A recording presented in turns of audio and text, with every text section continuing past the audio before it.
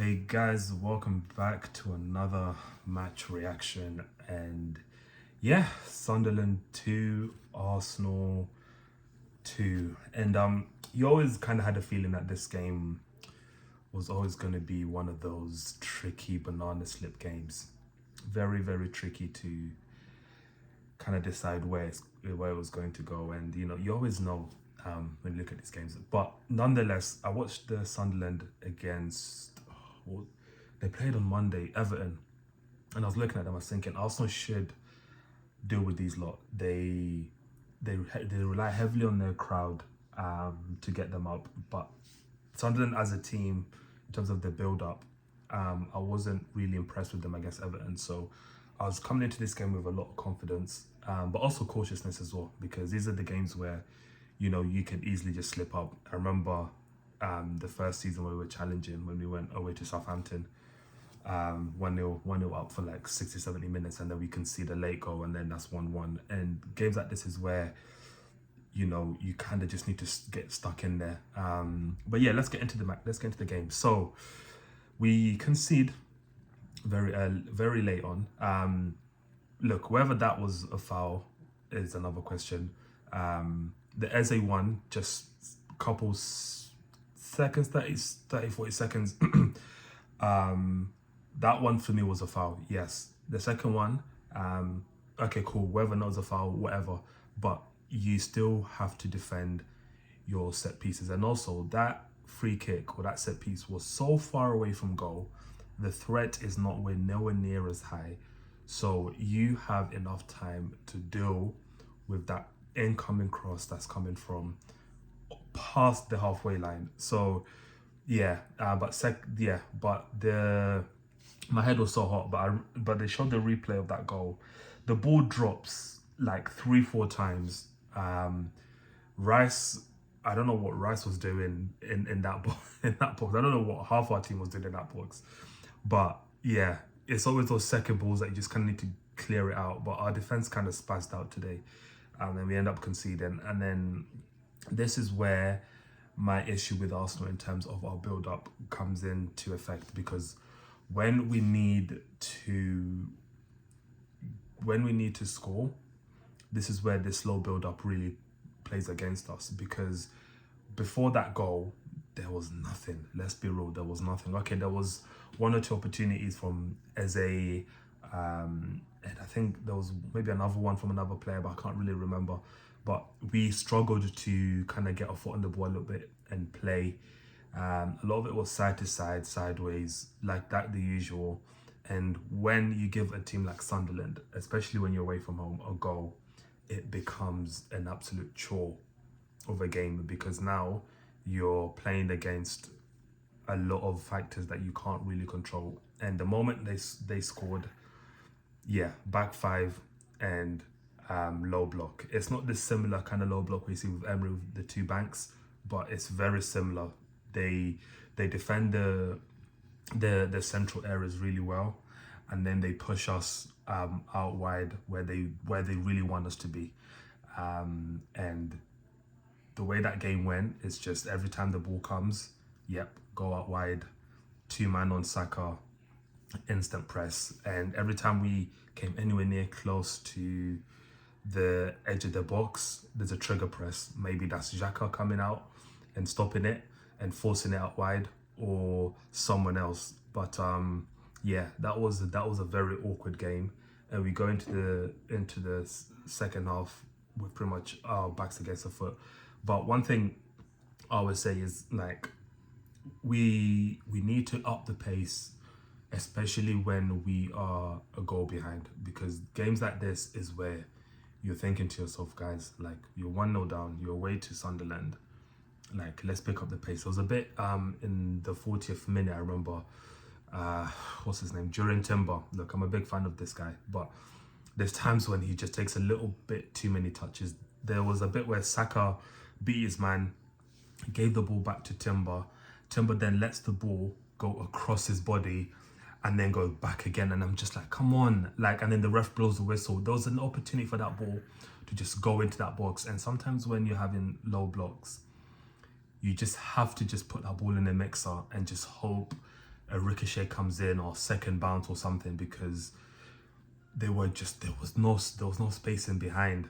And also when when you're giving the ball to Raya, for example, in the first half, he does that thing where he drags the ball, tries to initiate the striker to come in and press, so then the that space can be freed up in behind. But sometimes it doesn't work, and I can't really remember if we've actually ever benefited from Raya actually doing that, where he's trying to initiate that trigger from Sunderland so that the ball can come in behind and then we can build up from that. But just the general sluggishness, was there in the first half, and this is where my issue comes with us, because we're in a title race. This is a game where it's like we need to win this game. Every game for me is a must win.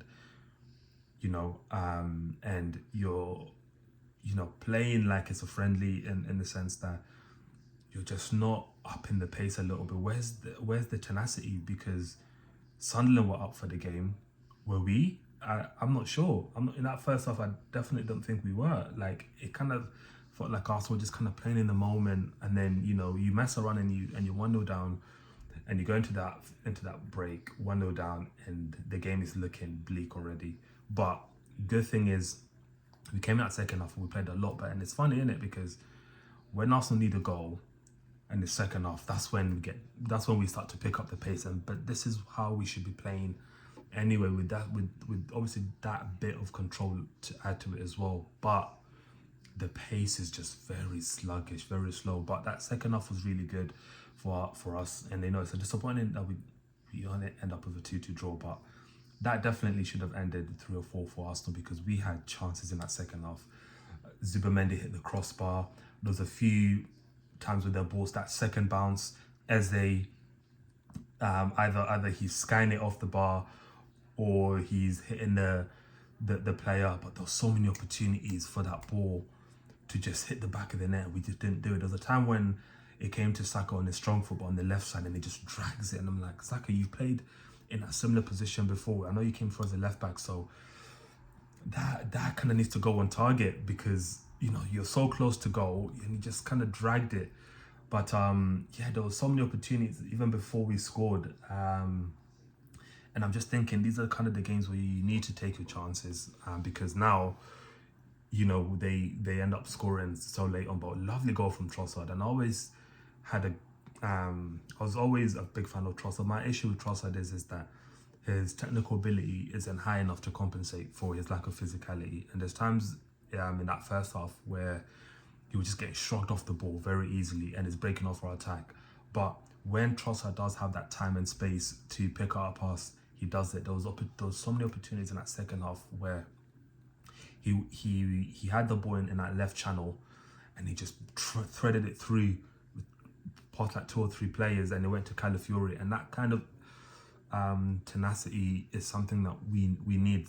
A player that is willing to just force that ball, even when it doesn't look possible, it still goes through. And you see how many times that pass was threaded through and that opportunity opened up. Because when that opportunity opens up is when you start to create some chances and start to cause panic in their defense. But we kept probing, and fantastic goal from him. Very well taken goal.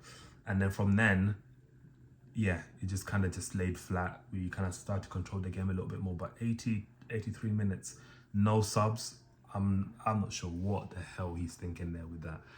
We definitely needed to kind of take someone off there. I would have seen Eze come on, kind of be taken off, because he wasn't really in the game, and also Eze's finishing is really poor.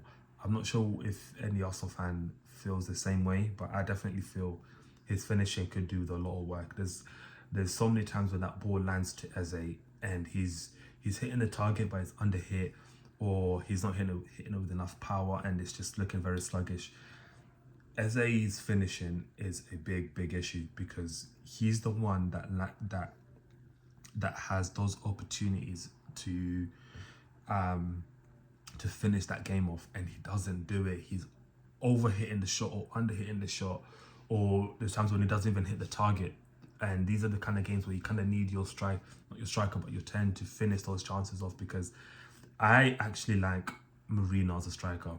For the main part of it is that he provides a very solid focal point for us, especially when we're trying to build our attack, because he holds the ball really well and he offers support for Saka. There's an opportunity in that first half where Saka was like 2 or 3 players with him, and then you saw Marino just run in behind, and he managed to pick him up, and Marino was able to hold that ball and build our attack from there.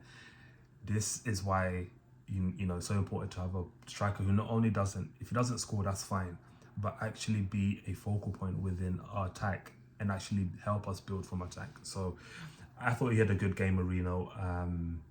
But yeah, Raya, I'll be honest, Raya gives me anxiety. I'll be honest, guys.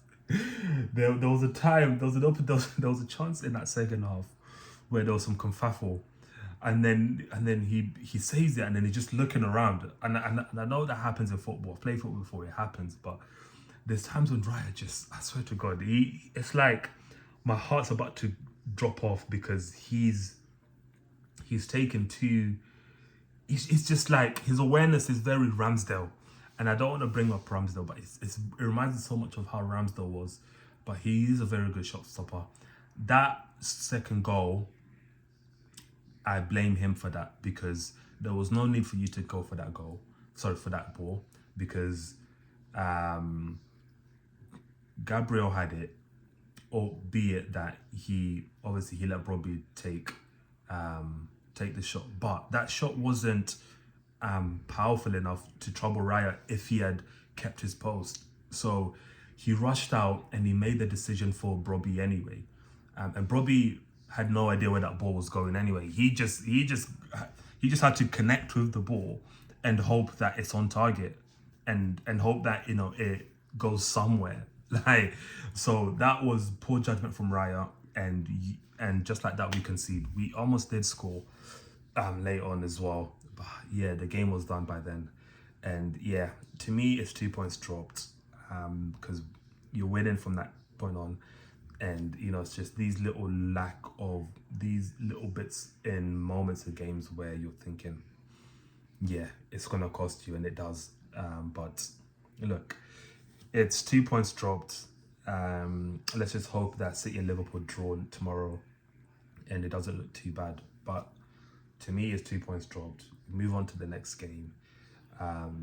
Yeah, but overall, 80 odd minutes, still no subs. I was thinking he needs to change something here.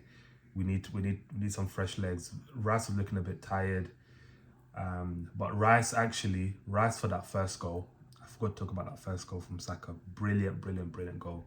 And this is where I want Rice winning that ball high up, and pressuring the defense, because the way that's what's his name, is it Fonzie? I don't know what the hell his name was, but the way it was just dilly-dallying on the ball, and I was thinking someone just needs to press him, and they did, and we scored from that, and that was a brilliant goal from Saka, because he actually, to be honest with you, that the pass was definitely not the right one, because Eze had a clearer shot on goal, but we made the most of it, and that was a good goal. But yeah, 2 points dropped. Yeah, players, well, we played all right. Most of the players in the second half did their thing. Raya gives me anxiety sometimes.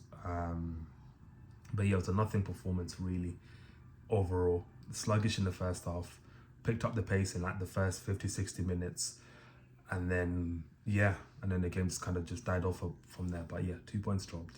But yeah, guys, I'll catch up after the international break. I will be posting in between the international break, but yeah, I'll see you soon. But thank you for watching.